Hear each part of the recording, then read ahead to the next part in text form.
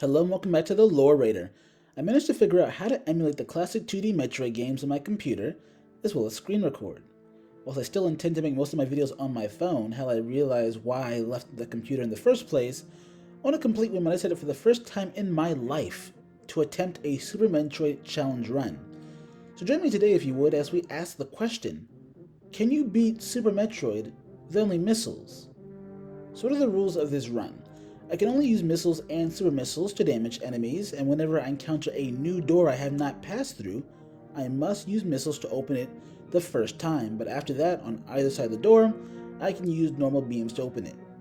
No game-breaking glitches, and I'm allowed to damage non-living obstacles like stone with other weapons, but those weapons cannot be used to kill enemies. Without further ado, let's get started.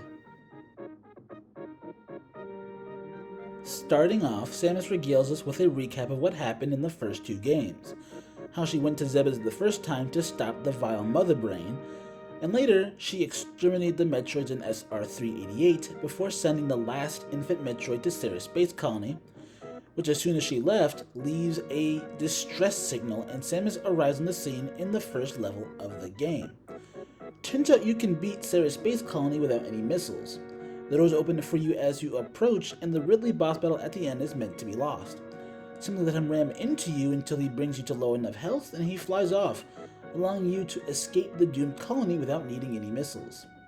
Making your way to Zebes, and by extension Crateria, the one and only exception to our run appears. You need to open a few blast doors to even enter Crateria, and I decided for the sake of the run, the real rules only start once I obtain the missiles. But I do manage to dodge using a beam shot to escape the Morph Ball room with some clever wall jumping, so there's that.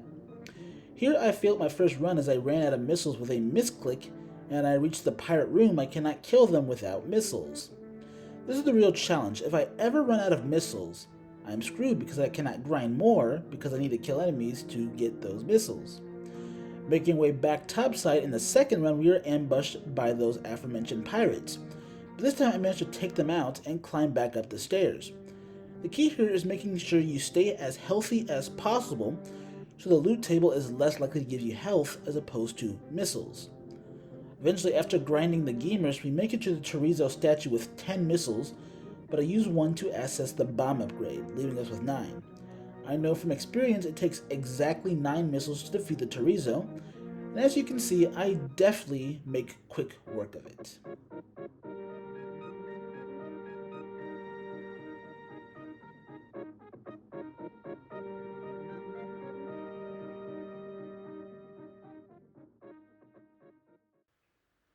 With the Chorizo defeated, we skip ahead to the best area of the game, Green Brinstar, and I am facing down the idea I might have to confront the dangerous Spore Spawn with a mere 20 missiles.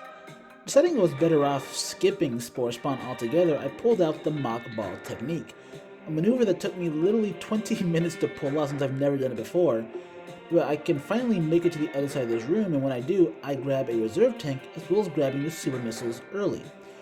Now just take a look at how narrowly I dodged the run ending due to good RNG on these respawnable bug things.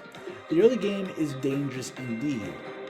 With the super missiles in hand, I decide to skip Spore Spawn as I mentioned before, collect some missiles on the way, as well as grab the charge beam and make my way into Red Brinstar. Once again, I was beginning to run out of missiles at these orange fiery gamers just didn't want to give me missiles.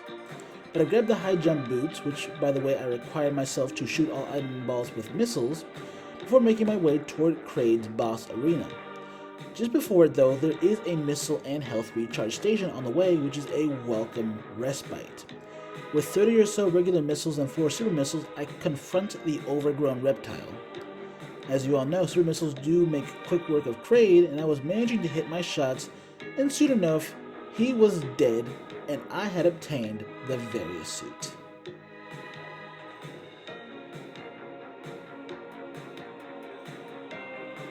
From there we explored more of Norfair, which is a major grind on resources, but while down there we were able to grab some items, namely the Wave Beam, the Speed Booster, and finally the Ice Beam, which allows us to then backtrack up through Red Brinstar and grab the Power Bombs.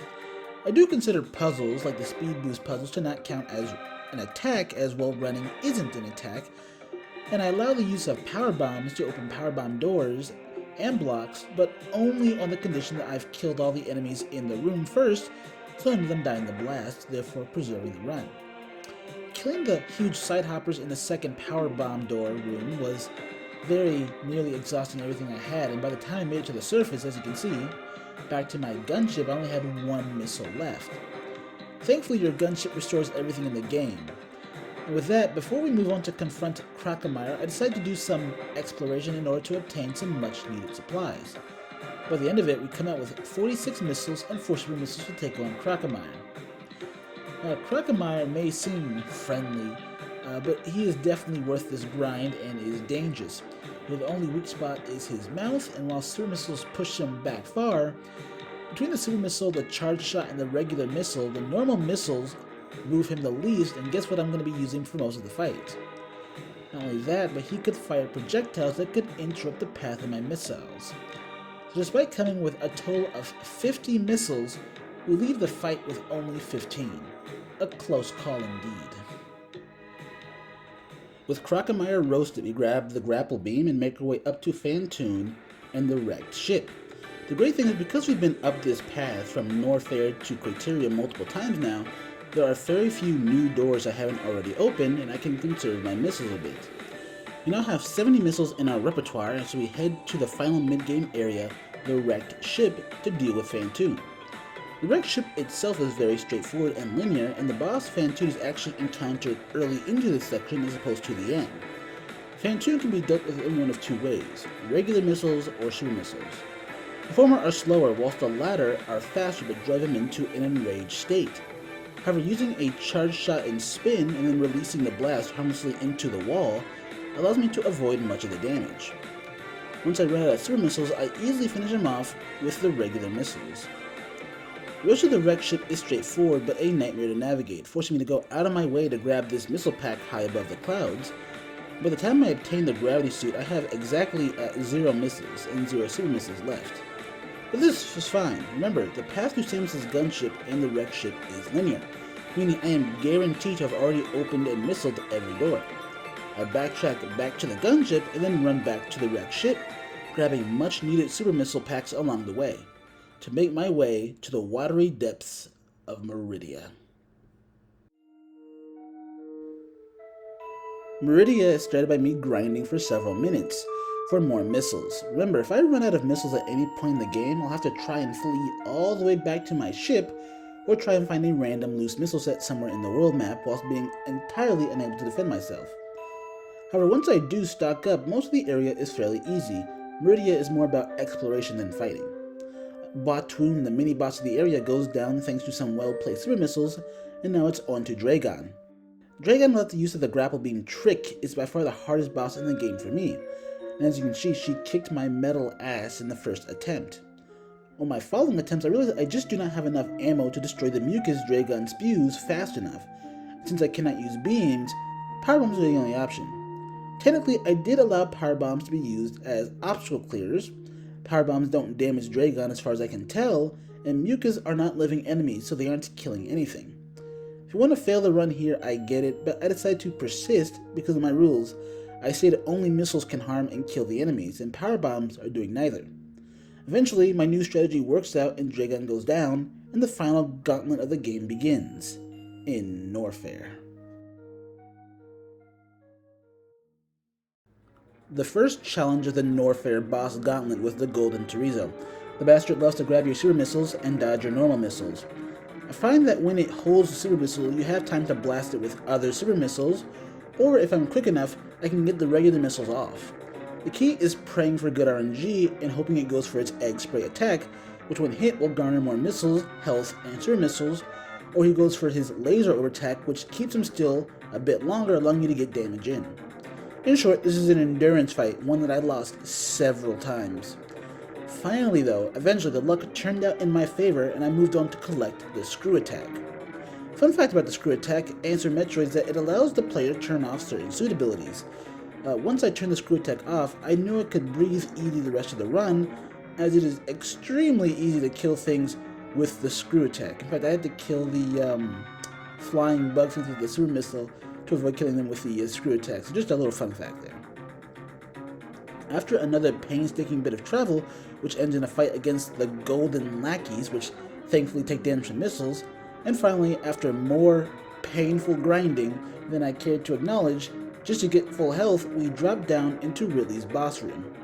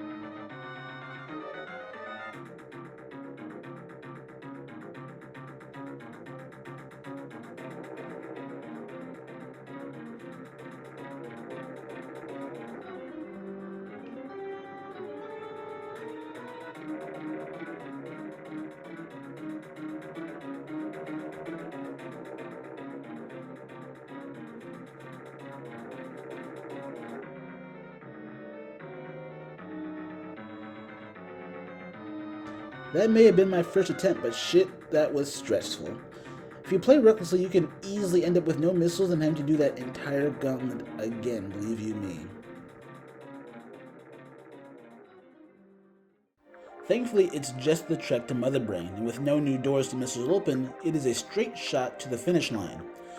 Honestly, I haven't had this much fun with a challenge run ever in my life, even if it is a bit rough around the edges. Unfortunately, we do hit another snag. When we get to Torian, we will have to freeze the Metroid before shooting them with missiles. Now, you can argue freezing them doesn't hurt them, as it is impossible to kill them with only the Ice Beam, and we use missiles to, well, kill them. Once again, I'll leave it up to you. However, whilst we leave the Metroids behind, we are then attacked by the titular Super Metroid. We survive the attack because it remembers Samus did the great deed of not immediately killing it, and we confront Mother Brain. Phase 1 Mother Brain is easily doable, as you can see. Just spam missiles and, dodge her projectiles, or if you're like me, let them hit you and just ignore them, and she dies pretty easily. And that right there should be the end of the run. You see, even if you have maxed items ahead of Phase 2 Mother Brain fight, and you could get her to her super attack, which downs Samus with only missiles, something I didn't do, you are forced to use the Hyper Beam the Infant Metroid gives you as it dies. and you use it to not only finish off Mother Brain, but to also kill the space pirates that are in your way as you escape planet Zebes. However, this is effectively a forced cutscene, and in any run not named, Can You Beat Super Metroid with Only Beams, you would fail at this point every time.